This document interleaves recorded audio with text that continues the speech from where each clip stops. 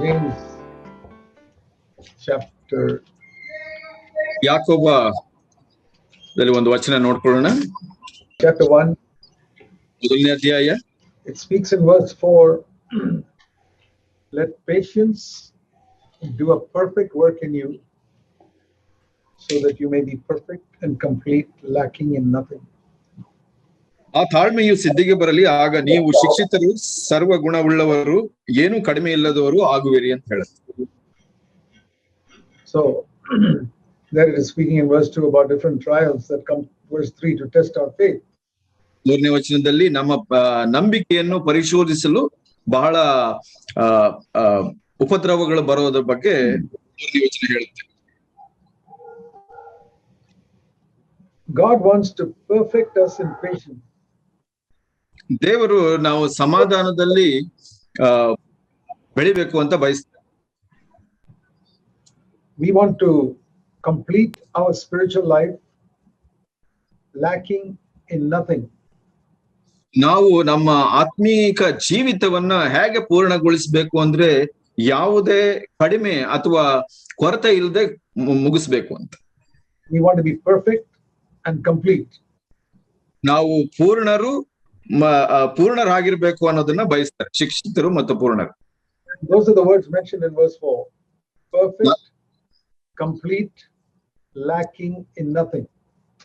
ಈ ವಚನ ಹೀಗೆ ಹೇಳುತ್ತೆ, ಸಿದ್ಧಿಗೆ ಬರಬೇಕು, ನೀವು ಶಿಕ್ಷಿತರು, ಸರ್ವ ಸುಗುಣವುಳ್ಳವರು, ಏನೂ ಕಡಿಮೆ ಇಲ್ಲದವರು ಅಂತ ಹೇಳುತ್ತೆ ವಚನ. So it's a good question to ask ourselves.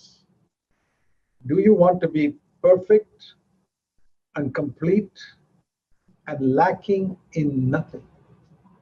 ನಾವು ಈ ಪ್ರಶ್ನೆಯನ್ನು ಕೇಳಿಕೊಳ್ಳೋದು ಬಹಳ ಒಳ್ಳೆಯದು. ನಮ್ಮಲ್ಲಿ ಆಶೆ ಇದೆಯಾ ಅಥವಾ ಉತ್ಸಾಹ ಇದೆಯಾ? ನಾವು ಪೂರ್ಣರು, ಸಕಲ ಸನ್ನದ್ಧರು ಮತ್ತು ಯಾವುದಕ್ಕೂ ಕಡಿಮೆ ಇಲ್ಲದವರು ಆಗ್ಬೇಕು ಅನ್ನೋದು ಆಶೆ ಇದೆಯಾ ನಮ್ಗೆ? It's like asking a serious student in school, do you want to get 100% in your subject? ಯಾವ್ದಾದ್ರೂ ಗಂಭೀರವಾದ ಒಂದು ವಿದ್ಯಾರ್ಥಿಗೆ ಒಂದು ಪ್ರಶ್ನೆ ಕೇಳಬಹುದು, ನೀನು ಎಲ್ಲಾ ವಿಷಯದಲ್ಲೂ ಉತ್ತೀರ್ಣನಾಗ್ಬೇಕಾ ಅಂತ. Do you want to get 100 out of 100? 100%, 100ರಲ್ಲಿ 100 ಅಂಕಗಳನ್ನ ತೆಗೆದುಕೊಳ್ಳಿಕ್ಕೆ ಬಯಸ್ತೀಯಾ? And every serious student will say yes. ಗಂಭೀರವಾದ ಒಬ್ಬ ವಿದ್ಯಾರ್ಥಿ ಹೌದು ಅಂತ ಹೇಳ್ತಾರೆ. That is the meaning here. Perfect, complete, lacking in nothing means 100 out of 100 before God. ಅದೇ ವಿಷಯವನ್ನ ಇಲ್ಲಿ ಹೇಳಲ್ಪಟ್ಟಿದೆ. ನಾವು ಸರ್ವ ಸುಗುಣವುಳ್ಳವರು, ಯಾವುದಕ್ಕೂ ಕಡಿಮೆ ಇಲ್ಲದವರು ಆಗಿರ್ಬೇಕು ಅಂದ್ರೆ 100ಕ್ಕೆ 100% ಅಂಕಗಳನ್ನ ತೆಗೆದುಕೊಳ್ಳೋದು. How to get there? ಅಲ್ಲಿ ಹೇಗೆ ತಲುಪುವುದು? It says here in verse 2, when you come to some trial in your life, you must rejoice. ಇಲ್ಲಿ 2ನೇ ವಚನದಲ್ಲಿ ಹೇಳುತ್ತೆ, ನೀವು ಪರಿಶೋಧನೆಗೆ ಒಳಗಾದಾಗ ನೀವು ಉಲ್ಲಾಸ ಪಡ್ಬೇಕು, ಆನಂದ ಪಡಬೇಕು. Now in the world nobody rejoices when they are in trial. ಆದ್ರೆ ನಾವು ಲೋಕದಲ್ಲಿ ನಾವು ನೋಡ್ತೇವೆ, ಅವ್ರ ಕಷ್ಟಗಳು ಬರುವಾಗ ಅವರು ಆನಂದ ಪಡೋದಿಲ್ಲ. You see in your own home, some small trial comes and complaining starts. ನಿಮ್ಮ ಕುಟುಂಬದ ಜೀವಿತದಲ್ಲೇ ನೋಡಿ, ಯಾವ್ದಾದ್ರು ಒಂದು ಚಿಕ್ಕ ಕಷ್ಟಗಳು ಬಂದಾಗ ನೀವು ಗೊಣಗುಡ್ತೀರಾ. See in your relationship with one another as brothers and sisters. ಸಹೋದರ ಸಹೋದರಿಯ ಮಧ್ಯೆ ಇದ್ದಂತ ಸಂಬಂಧವನ್ನ ನೋಡಿ. Small problem comes, some complaint, he did this, she did this. ಯಾವುದೇ ಒಂದು ಚಿಕ್ಕ ಸಮಸ್ಯೆ ಅಥವಾ ಕಷ್ಟಗಳು ಬಂದ್ರೆ ಆಕೆ ಮಾಡಿದ್ಲು, ಈತ ಮಾಡ್ದ ಅಂತ ಗೊಣಗುಡ್ತೀವಿ. A trial is like an examination that your child has in a school class. ಒಂದು ಕಷ್ಟ ಅಥವಾ ಪರಿಶೋಧನೆ ವಿದ್ಯಾರ್ಥಿ ಎಷ್ಟು ಚೆನ್ನಾಗಿ ಓದಿದಾನೆ ಅನ್ನೋದನ್ನ ತೋರಿಸುತ್ತೆ. So if he gets 0 in that test in the school, he's not going to go to the next class.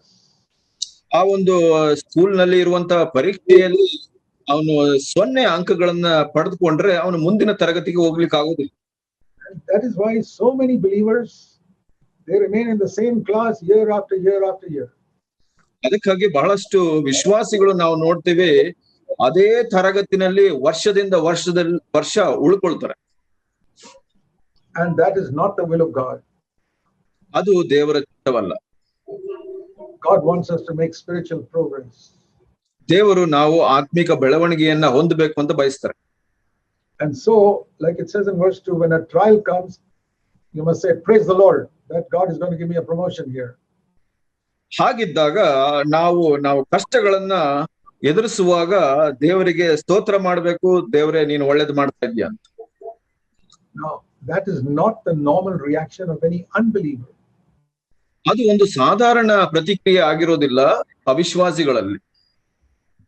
But we are not unbelievers. ಆದ್ರೆ ನಾವು ಅವಿಶ್ವಾಸಿಗಳಲ್ಲ. What should we do? We must consider it only joy. It says only joy when you have a trial. ನಾವು ಕಷ್ಟಗಳನ್ನ ಅನುಭವಿಸುವಾಗ ಕೇವಲ ಅದನ್ನ ಆನಂದಕರವಾದದ್ದು ಅಂತ ಪರಿಗಣಿಸಬೇಕು. And then if you do that, ನೀವು ಹಾಗೆ ಮಾಡಿದ್ರೆ your patience, verse 4, will have a perfect result and you will lack in nothing. ಹಾಗೆ 4ನೇ ವಚನದಲ್ಲಿ ಹೇಳುತ್ತೆ, ಆ ತಾಳ್ಮೆಯು ಸಿದ್ಧಿಗೆ ಬಂದು ಆಗ ನೀವು ಶಿಕ್ಷಿತರು, ಸರ್ವ ಸುಗುಣವುಳ್ಳವರು, ಏನೂ ಕಡಿಮೆ ಇಲ್ಲದವರು ಆಗುವಿರಿ. So you must not listen to what I'm saying as just a message. ನಾನು ಹೇಳ್ತಾ ಇರೋದನ್ನ ಒಂದು ಪ್ರಸಂಗ ಅಂತ ತೆಗೆದುಕೊಳ್ಬೇಡಿ. You must say, Lord, I want to learn something today which I have not learned so far. ಕರ್ತನೆ, ನಾನು ಯಾವುದೋ ಒಂದನ್ನ ಕಲ್ತ್ಕೊಳ್ಬೇಕು, ಯಾವುದನ್ನ ನಾನು ಕಲ್ತ್ಕೊಂಡಿಲ್ಲ ಅದನ್ನ ಕಲ್ತ್ಕೊಳ್ಬೇಕು ಸ್ವಾಮಿ ಅಂತ ಕೇಳೋರಾಗಿರ್ಬೇಕು. I want to learn this lesson because I want to become perfect. ನಾನು ಈ ಪಾಠವನ್ನ ಕಲ್ತ್ಕೊಳ್ಬೇಕು ಸ್ವಾಮಿ, ಯಾಕೆಂದ್ರೆ ನಾನು ಪೂರ್ಣ ಸಿದ್ಧಿಗೆ ಬರಬೇಕು. I want to enter into James chapter 1 verse 4. ನಾನು ಈ ಯಾಕೋಬನ ಬರೆದ ಪತ್ರಿಕೆಯಲ್ಲಿ 1ನೇ ಅಧ್ಯಾಯ 4ನೇ ವಚನದಲ್ಲಿ ಪ್ರವೇಶಿಸಬೇಕು. I want that word to become true in my life. ಆ ವಾಕ್ಯ ನನ್ನ ಜೀವಿತದಲ್ಲಿ ಸತ್ಯವಾಗಬೇಕು. And for that, when a trial comes, I must rejoice. ಅದಕ್ಕೆ ನಾನು ಏನ್ ಮಾಡ್ಬೇಕು? ಕಷ್ಟಗಳು ಬಂದಾಗ ಆನಂದ ಪಡಬೇಕು. Instead of complaining, ದೂಷಣೆ ಹೇಳೋ ಬದಲಿಗೆ, instead of saying, why is he saying that and why is she behaving like this? ಯಾಕೆ ಆತನು ಹೀಗೆ ಹೇಳ್ತಾ ಇದ್ದಾನೆ, ಯಾಕೆ ಆಕೆ ಹೀಗೆ ಪ್ರತಿಕ್ರಿಯೆ ಕೊಡ್ತಾ ಇದ್ದಾಳೆ ಅಂತ ಕೇಳೋ ಬದಲಿಗೆ, I'll give you an answer to that question. ಆ ಪ್ರಶ್ನೆಗೆ ನಾನು ಉತ್ತರ ಕೊಡ್ತೇನೆ. Why is that person doing this, or why is she doing this or saying this? ಯಾಕೆ ಆ ವ್ಯಕ್ತಿ ಹೀಗೆ ಮಾಡ್ತಾ ಇದ್ದಾನೆ, ಯಾಕೆ ಹೀಗೆ ಹೇಳ್ತಾ ಇದ್ದಾಳೆ ಈಕೆ? ಅದಕ್ಕೆ to make you patient. ನಿನ್ನಲ್ಲಿ ತಾಳ್ಮೆ ಸಿದ್ಧಿಗೆ ಬರಬೇಕು ಅಂತ ಹಾಗೆ ಮಾಡ್ತಾ ಇರೋದು. That's the answer. You're in God's word. ಅದೇ ಉತ್ತರ ಈ ವಾಕ್ಯದಲ್ಲಿ ಇರೋ ಪ್ರಕಾರ. So that you can become perfect. ಅದರಿಂದ ನೀನು ಪೂರ್ಣನಾಗ್ಬೇಕು ಅಂತ ಉದ್ದೇಶ. These people around me who trouble me in so many ways, they are making me perfect. ಬಹಳಷ್ಟು ಜನ ನನ್ನ ಸುತ್ತ ಇದ್ದು ಕಷ್ಟ ಕೊಡುವಂತವರು ನಾನು ಪೂರ್ಣನಾಗ್ಬೇಕು ಅಂತ ಅವ್ರ ಕಾರ್ಯಗಳನ್ನ ನಡೆಸ್ತಾ ಇದ್ದಾರೆ. Remember this, my dear brothers and sisters. ಇದನ್ನ ನನ್ನ ಪ್ರಿಯ ಸಹೋದರ ಸಹೋದರಿಯರೇ ನೆನಪಿಟ್ಕೊಳ್ಳಿ. Nobody in the world can make you to sin. ಈ ಲೋಕದಲ್ಲಿ ಯಾರು ನಿಮ್ಮನ್ನ ಪಾಪಕ್ಕೆ ನಡೆಸೋದಿಲ್ಲ. You choose to sin yourself. ನೀನೇ ಆ ಪಾಪಕ್ಕೆ ಒಳಪಡ್ತೀಯ, ಆರಿಸ್ಕೊಂಡ್ತೀಯ. Nobody in the world can make you angry. ಲೋಕದಲ್ಲಿ ಯಾರು ನಿನ್ನನ್ನ ಕೋಪಗ್ರಸ್ತನಾಗಿ ಮಾಡ್ಲಿಕ್ಕೆ ಆಗೋದಿಲ್ಲ. You become angry yourself. ನೀನೇ ತಾನಾಗಿಯೇ ಕೋಪಗೊಳ್ತೀಯ. If I follow these verses here, ಇಲ್ಲಿ ಕೊಟ್ಟಂತ ವಾಕ್ಯಗಳನ್ನ ನಾನು ಹಿಂಬಾಲಿಸಿದ್ರೆ, somebody treats me in a way that is like a trial for me. ಯಾರೋ ಒಬ್ಬರು ನನ್ನನ್ನ ಒಂದು ಸಂಕಷ್ಟಕ್ಕೆ ನಡೆಸಿದ್ರೆ, and what do I do then? ಆ ಸಮಯದಲ್ಲಿ ನಾನು ಏನ್ ಮಾಡ್ಬೇಕು? Instead of complaining, verse 2, I rejoice. ದೂಷಣೆ ಹೇಳೋ ಬದಲಿಗೆ ನಾನು ಆನಂದ ಪಡ್ತೇನೆ. And then I gradually become a little more perfect. ನಂತರ ನಾನು ಸ್ವಲ್ಪವಾಗಿ ಪೂರ್ಣನಾಗ್ತಾ ಹೋಗ್ತೇನೆ. God will give you many opportunities every day of your life. ನಾನು ಹೇಳಲಿಕ್ಕೆ ಇಷ್ಟಪಡ್ತೀನಿ, ದೇವರು ನಿಮಗೆ ಬಹಳಷ್ಟು ಈ ಒಂದು ಅವಕಾಶಗಳನ್ನ ಕೊಡ್ತಾರೆ ಪ್ರತಿ ದಿವಸ. Every day you'll get opportunities to deny yourself and to be patient with other people. ಪ್ರತಿ ದಿವಸ ನಿನಗೆ ಈ ಒಂದು ಅವಕಾಶಗಳು ಕೊಡಲ್ಪಡುತ್ತೆ, ನೀನು ಇತರರೊಂದಿಗೆ ತಾಳ್ಮೆಯಿಂದ ಇದ್ದು ಪೂರ್ಣನಾಗೋದಕ್ಕೆ. Beginning with your wife and your husband. ಪ್ರಾರಂಭದಿಂದ ನಿನ್ನ ಹೆಂಡತಿ ಅಥವಾ ಗಂಡ and your children. ಮತ್ತೆ ನಿನ್ನ ಮಕ್ಕಳು.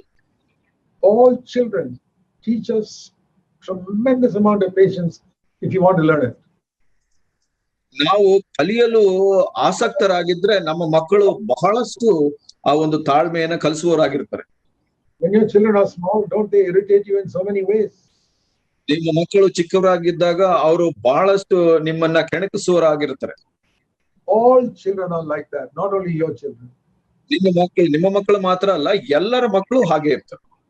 But how you react to that determines whether you will just remain in the same class and get 0, or whether you'll get 100 and move on.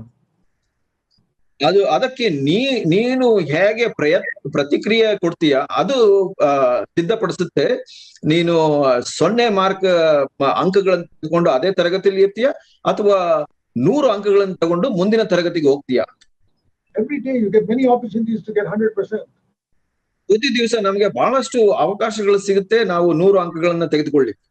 Because the world is full of people who will try to trouble you in some way or the other. ಯಾಕೆಂದ್ರೆ ಲೋಕದಲ್ಲಿ ಎಲ್ಲಾ ಜನರು ತುಂಬಿಕೊಂಡಿದ್ದಾರೆ ನಿಮಗೆ ಯಾವ್ದಾದ್ರು ಒಂದು ತರದಲ್ಲಿ ಕಷ್ಟ ಅಥವಾ ಅನಾನುಕೂಲ ಮಾಡಲಿಕ್ಕೆ. In your home, in your office, in your factory. ನಿಮ್ಮ ಮನೆಯಲ್ಲಿ, ನಿಮ್ಮ ಆಫೀಸ್ ನಲ್ಲಿರ್ಬೋದು, ನಿಮ್ಮ ಕಾರ್ಖಾನೆಯಲ್ಲಿರ್ಬೋದು. When you travel in the bus or an auto rickshaw or anywhere. Auto ರಿಕ್ಷಾದಲ್ಲಿ ಹೋಗ್ತಾ ಇರ್ಬೋದು, ಬಸ್ ನಲ್ಲಿ ಹೋಗ್ತಾ ಇರ್ಬೋದು, ಎಲ್ಲಿ ಆದ್ರೂ. Even when you travel in a train. ನೀವು ಟ್ರೈನ್ ನಲ್ಲಿ ಹೋಗುವಾಗ ಕೂಡ. So many opportunities to learn patience. ಬಹಳಷ್ಟು ನಮಗೆ ಅವಕಾಶಗಳು ಸಿಗುತ್ತೆ ತಾಳ್ಮೆಯಲ್ಲಿ ಬೆಳಿಲಿಕ್ಕೆ. And it's almost as though many Christians have never read this verse. ಅದನ್ನ ನಾವು ನೋಡುವಾಗ ನಮ್ಗೆ ಅನ್ಸುತ್ತೆ ಬಹಳಷ್ಟು ಜನ ವಿಶ್ವಾಸಿಗಳು ಈ ವಾಕ್ಯಗಳನ್ನ ಓದೇ ಇಲ್ವಾ ಅಂತ. When a trial comes, you must rejoice. ನಿಮಗೆ ಕಷ್ಟಗಳು ಬಂದಾಗ ಆನಂದ ಪಡಬೇಕು. In the English it says you must consider a trial as only joy, nothing else. ಇಲ್ಲಿ ವಚನ ಹೇಳುತ್ತೆ ಅದನ್ನು ಕೇವಲ ಆನಂದಕರವಾದದ್ದೆಂದು ಎಣಿಸಿರಿ ಅಂತ ಹೇಳುತ್ತೆ. ಕೇವಲ only for joy, that trial. No other purpose. ಅದು ಬರುವಂತದ್ದೇ ಆನಂದಕ್ಕಾಗಿ, ಬೇರೆ ಉದ್ದೇಶವಿಲ್ಲ. If you take it like that, ಹಾಗೆ ನೀವು ಸ್ವೀಕರಿಸಿದ್ರೆ, then verse 4, patience will do a perfect work in you. ನಂತರ ಆ ಒಂದು ಸಮಾಧಾನ ನಿಮ್ಮನ್ನ ಶಿಕ್ಷಿತರನ್ನಾಗಿ ಸರ್ವ ಸದ್ಗುಣರನ್ನಾಗಿ ಮಾಡುತ್ತೆ. It takes a long time for God to do a work in us. ದೇವರಿಗೆ ಬಹಳ ಸಮಯ ಬೇಕಾಗುತ್ತೆ ನಮ್ಮಲ್ಲಿ ಆ ಕಾರ್ಯಗಳನ್ನ ನೆರವೇರಿಸ. You know, when a sister is making a cake, for example. ಉದಾಹರಣೆಗೆ ಒಬ್ಬ ಸಹೋದರಿ ಒಂದು ಕೇಕ್ ಅನ್ನ ತಯಾರು ಮಾಡ್ತಾ ಇದ್ದಾರೆ. You mix it all and you put it in the oven to heat it. ಅದನ್ನ ಎಲ್ಲ ಒಂದು ಮಿಶ್ರಣ ಮಾಡಿ ಆ ಓವನ್ ನಲ್ಲಿ ಬೆಂಕಿಯಲ್ಲಿ ಇಡ್ತಾರೆ. And if the oven is not hot, there will be no cake. ಆ ಒಂದು ಒಲೆ ಬಿಸಿ ಆಗಿಲ್ಲ ಅಂದ್ರೆ ನೀವು cake ತಯಾರಾಗೋದಿಲ್ಲ. Or if you take it out after 2 minutes, there will be no cake. ಅದನ್ನ ಬಹಳ ಬೇಗ ತೆಗೆದ್ಬಿಟ್ರೆ ನಿಮಗೆ ಕೇಕ್ ಸಿಗೋದಿಲ್ಲ. It has to be very hot and it has to take some hours. ಅದು ಆ ಒಲೆ ಬಹಳ ಬಿಸಿಯಾಗಿರ್ಬೇಕು ಮತ್ತೆ ಬಹಳ ಗಂಟೆಗಳು ಕೂಡ ತೆಗೆದುಕೊಳ್ಳುತ್ತೆ. It's the same way with our life. ಹಾಗೆ ನಮ್ಮ ಜೀವಿತದಲ್ಲಿ ಕೂಡ God allows the temperature to be very hot around us by the trials that come. ದೇವರು ಅನುಮತಿಸ್ತಾರೆ ನಮ್ಮ ಸುತ್ತಲಿನ ವಾತಾವರಣದಲ್ಲಿ ಹೆಚ್ಚು ಬಿಸಿ ಅಥವಾ ಕಷ್ಟಗಳು ಬರಬೇಕು ಅಂತ. And the purpose is that we become perfect, like a cake that is perfect. ಅದರ ಉದ್ದೇಶ ಏನಂದ್ರೆ ಒಂದು ಕೇಕ್ ಹೇಗೆ ತಯಾರಾಗುತ್ತೋ ಹಾಗೆ ನಾವು ಸರ್ವ ಸುಗುಣರಾಗಬೇಕು ಅಂತ. So please remember that all your life. ಇದನ್ನ ನೀವು ಯಾವಾಗ್ಲೂ ನೆನ್ಪಿಟ್ಕೊಳ್ಳಿ. Don't just listen to this and forget it tomorrow. ಇದನ್ನ ಇವತ್ತು ಕೇಳಿ ನಾಳೆ ಮರ್ತು ಬಿಡ್ಬೇಡಿ. First of all, go to God and say, Lord, I look back over my life and I see I have failed in this subject many times. ಮೊದಲನೇದಾಗಿ ನಾವು ದೇವರ ಬಳಿ ಹೋಗಿ, ಕರ್ತನೇ ನಾನು ಸೋತಿದ್ದೇನೆ, ಈ ಒಂದು ವಿಷಯದಲ್ಲಿ ನನಗೆ ಸಹಾಯ ಮಾಡು ಅಂತ ಕೇಳುವರಾಗಿರ್ಬೇಕು. Because I have failed many times. ಯಾಕೆಂದ್ರೆ ಬಹಳಷ್ಟು ಸಲ ನಾನು ಸೋತಿದ್ದೀನಿ. So if your son or daughter is failing in one subject again and again and again every year, ನಿಮ್ಮ ಮಗ ಅಥವಾ ಮಗಳು ಒಂದೇ ಒಂದು ವಿಷಯ ಅನುತ್ತೀರ್ಣರಾಗ್ತಾ ಇದ್ರೆ, won't you be concerned about that? ನಿಮಗೆ ಅದರ ಬಗ್ಗೆ ಕಾಳಜಿ ಇರೋದಿಲ್ವಾ? Particularly if it's a very important subject like mathematics. ಮುಖ್ಯವಾಗಿ ಆ ಒಂದು ವಿಷಯ ಬಹಳ ಮುಖ್ಯವಾದ ಒಂದು ವಿಷಯವಾಗಿದ್ರೆ, ಒಂದು ಗಣಿತ ವಿಷಯದ. So in the same way, patience is a very important subject in the Christian life. ಹಾಗೇನೆ ಕ್ರಿಸ್ತಿಯ ಜೀವಿತದಲ್ಲಿ ಆ ತಾಳ್ಮೆ ಅನ್ನೋದು ಬಹಳ ಮುಖ್ಯವಾದ ವಿಷಯ. And you have to ask yourself how many marks you have been getting in the last so many years. ನಿಮ್ಮನ್ನ ನೀವೇ ಕೇಳ್ಕೊಳ್ಬೇಕು, ಕಳೆದ ಹಲವು ವರ್ಷಗಳಲ್ಲಿ ಈ ತಾಳ್ಮೆ ವಿಷಯದಲ್ಲಿ ಎಷ್ಟು ಅಂಕಗಳನ್ನ ತೆಗೆದುಕೊಳ್ತಾ ಇದ್ದೀರಾ ಅಂತ. Just like when your child comes back with the report card, you ask how many marks did you get? ನಿಮ್ಮ ಮಗು ಶಾಲೆಯಿಂದ ಅಂಕಪಟ್ಟಿ ತೆಗೆದುಕೊಂಡು ಬಂದ್ರೆ ಎಷ್ಟು ಅಂಕ ಪಡ್ಕೊಂಡಿದೀಯಾ ಅಂತ ವಿಚಾರಿಸ್ತಿರಲ್ಲ. You need to ask yourself how many marks did you get in patience during the last 1 year? ಹಾಗೆ ನೀವು ನಿಮ್ಮನ್ನೇ ಪ್ರಶ್ನಿಸಬೇಕು, ಕಡೆಯ ಒಂದು ವರ್ಷದಲ್ಲಿ ಈ ಒಂದು ತಾಳ್ಮೆಯ ವಿಷಯದಲ್ಲಿ ಎಷ್ಟು ಅಂಕಗಳನ್ನ ತೆಗೆದುಕೊಂಡಿದ್ದೀರಾ. If you look back, you'll see you had many opportunities. ನೀವು ಹಿಂದೆ ತಿರುಗಿ ನೋಡಿದ್ರೆ ಬಹಳಷ್ಟು ಅವಕಾಶಗಳು ನಿಮ್ಗೆ ಸಿಕ್ಕಿರುತ್ತೆ. Many people irritated you in the last 1 year. ಒಂದು ವರ್ಷದಲ್ಲಿ ಬಹಳಷ್ಟು ಜನ ನಿಮ್ಮನ್ನ ಕೆಣಕಿಸಿರ್ತಾರೆ. And things did not go the way you wanted. ವಿಷಯಗಳು ನೀವು ನೆನೆಸಿದಂತೆ ನಡೆದಿರೋದಿಲ್ಲ. And we have had a wonderful examination in the last 1 year with this COVID pandemic. ಈ ಒಂದು Covid ಮಹಾಮಾರಿಯಿಂದ ಒಂದು ವರ್ಷದಲ್ಲಿ ನಾವು ನೋಡಿದ್ರೆ ಬಹಳಷ್ಟು ಪರೀಕ್ಷೆಗಳು ನಮಗೆ ಬಂದಿದೆ ಅಂತ ಹೇಳ್ಬೋದು. One purpose of it is God is trying to teach his children patience. ಮೊದಲ ಮುಖ್ಯ ಉದ್ದೇಶ ಏನಂದ್ರೆ ದೇವರು ತನ್ನ ಮಕ್ಕಳಿಗೆ ಒಂದು ತಾಳ್ಮೆಯನ್ನ ಕಲಿಸ್ತಾ ಇದ್ದಾರೆ. When you can't go out of the house, ನೀವು ಮನೆಯಿಂದ ಹೊರಗೆ ಹೋಗ್ಲಿಕ್ಕೆ ಸಾಧ್ಯ ಆಗೋದಿಲ್ಲ. and you have to wear a mask whenever you go out. ಹೊರಗಡೆ ಹೋಗುವಾಗ ಆ ಒಂದು ಮುಖ ಒಂದು ಹಾಕೊಂಡು ಹೋಗ್ಬೇಕು. And there's a lockdown and you can't even go to the store for so many days or weeks.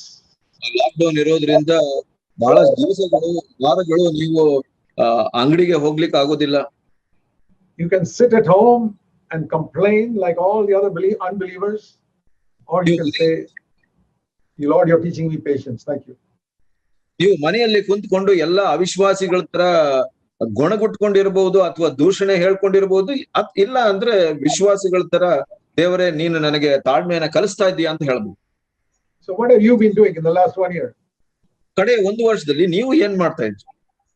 Are you always complaining the government is doing this or making this lockdown?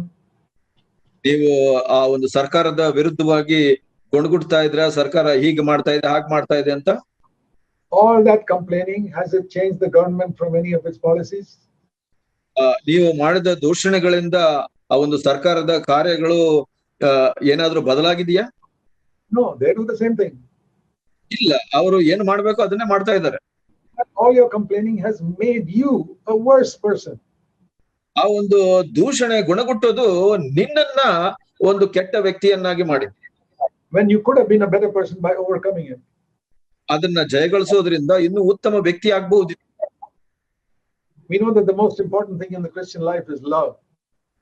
ನಿಮಗೆ ಗೊತ್ತಿದೆಯಾ, ಕ್ರಿಸ್ತಿಯ ಜೀವಿತದಲ್ಲಿ ಬಹಳ ಮುಖ್ಯವಾದ ವಿಷಯ ಪ್ರೀತಿ. Everybody knows that. ಎಲ್ಲರಿಗೂ ಗೊತ್ತಿದೆ. God is love. ದೇವರು ಪ್ರೀತಿ ಸ್ವರೂಪ. He sends the Holy Spirit to shed abroad his love in our hearts. ದೇವರು ತನ್ನ ಪ್ರೀತಿಯನ್ನು ನಮ್ಮ ಹೃದಯದಲ್ಲಿ ತುಂಬಿಸಿದ್ದಾನೆ ಪವಿತ್ರಾತ್ಮನ ಮುಖಾಂತರ. And there's a great chapter on love in 1 Corinthians 13. 1 ಕೊರಿಂಥ 13ರಲ್ಲಿ ಒಂದು ಬಹಳ ಒಳ್ಳೆಯ ಅಧ್ಯಾಯವಿದೆ ಪ್ರೀತಿಯ ಬಗ್ಗೆ. Please turn to that chapter, 1 Corinthians 13. 1 ಕೊರಿಂಥ 13ನೇ ಅಧ್ಯಾಯವನ್ನ ನೋಡ್ಕೊಳ್ಳೋಣ. There are certain qualities of love mentioned there. ಅಲ್ಲಿ ಕೆಲವು ಗುಣಗಳನ್ನ, ಪ್ರೀತಿಯ ಕೆಲವು ಗುಣಗಳನ್ನ ತೋರಿಸಲ್ಪಟ್ಟಿದೆ. You want to know what godly love is, it's described there in verse 4 to 7. ಅಲ್ಲಿ 4ರಿಂದ 7ನೇ ವಚನಗಳಲ್ಲಿ ಒಂದು ದೈವಿಕ ಪ್ರೀತಿ ಅಂದ್ರೆ ಏನು ಅಂದ್ರೆ ಅದ್ರ ಗುಣಗಳನ್ನ ತೋರಿಸಲ್ಪಟ್ಟಿದೆ. This is what divine love is. ಇದು ಆ ಒಂದು ದೈವಿಕ ಪ್ರೀತಿ. And what is the first quality? ಮೊದಲ ಗುಣವೇನು? Verse 4. 4ನೇ ವಚನದಲ್ಲಿ 1 Corinthians chapter 13 verse 4. 1 ಕೊರಿಂಥ 13:4. Love is patience. ಪ್ರೀತಿ ಬಹು ತಾಳ್ಮೆಯುಳ್ಳದು. You cannot say that you love your wife if you're not patient with her. ನೀವು ನಿನ್ನ ಹೆಂಡತಿಯನ್ನ ಪ್ರೀತಿಸ್ತೀನಿ ಅಂತ ಹೇಳಲಿಕ್ಕೆ ಆಗೋದಿಲ್ಲ ನಿಮಗೆ ತಾಳ್ಮೆ ಇಲ್ಲ ಅಂದ್ರೆ. You cannot say that you love your husband if you're not patient with him. ನಿಮ್ಮ ಗಂಡನ ಜೊತೆ ನೀವು ತಾಳ್ಮೆಯಿಂದ ಇಲ್ಲ ಅಂದ್ರೆ ನೀವು ಪ್ರೀತಿಸ್ತೀರಾ ಅಂತ ಹೇಳಲಿಕ್ಕೆ ಸಾಧ್ಯವಿಲ್ಲ. You cannot say you're patient with your children. You cannot say you love your children if you're not patient with them. ನೀವು ನಿಮ್ಮ ಮಕ್ಕಳನ್ನ ಪ್ರೀತಿಸ್ತೀನಿ ಅಂತ ಹೇಳಲಿಕ್ಕೆ ಆಗೋದಿಲ್ಲ ನಿಮ್ಗೆ ತಾಳ್ಮೆ ಇಲ್ಲ ಅಂತ. We say we love our children by giving them money and food and clothes and education and all that. ನಾವು ಹೇಳ್ತೀವಿ ಮಕ್ಕಳಿಗೆ ಆಹಾರ ಕೊಡ್ತೀವಿ, ಬಟ್ಟೆ ಕೊಡ್ತೀವಿ, ಬೇರೆ ಎಲ್ಲಾ ಸಕಲ ಸವಲತ್ತುಗಳನ್ನ ಕೊಡ್ತೀವಿ. But ungodly people also do that, and atheists also do that for their children. ಯಾರು ದೇವ್ರನ್ನ ನಂಬೋದಿಲ್ಲ ಅಥವಾ ಅವಿಶ್ವಾಸಿಗಳು ಕೂಡ ಹಾಗೆ ಮಾಡ್ತಾರೆ ತಮ್ಮ ಮಕ್ಕಳಿಗೆ. There's no difference in that. ಅದರಿಂದ ಏನು ವ್ಯತ್ಯಾಸ ಇಲ್ಲ. But we show our love by being patient. ನಾವು ಮಕ್ಕಳಿಗೆ ಯಾವ ರೀತಿ ಪ್ರೀತಿ ತೋರಿಸ್ತೀವಿ ಅಂದ್ರೆ ಅವರ ಜೊತೆ ತಾಳ್ಮೆಯಿಂದ ವ್ಯವಹರಿಸೋದ್ರಿಂದ. That is the number one quality of love mentioned by the Holy Spirit here. ಇಲ್ಲಿ ಪವಿತ್ರಾತ್ಮನಿಂದ ತೋರಿಸಲ್ಪಟ್ಟ ಪ್ರೀತಿಯ ಮೊದಲ ಗುಣ ಇದಾಗಿದೆ. And that's why it says in James chapter 1, when a trial comes, let patience work in you. ಅದಕ್ಕಾಗಿ ಯಾಕೋಬನು ಹೇಳ್ತಾನೆ, ಯಾವಾಗ ನಿಮ್ಗೆ ಕಷ್ಟಗಳು ಬರುತ್ತೆ ಆವಾಗ ತಾಳ್ಮೆಯು ಸಿದ್ಧಿಗೆ ಬರಲಿ ಅಂತ.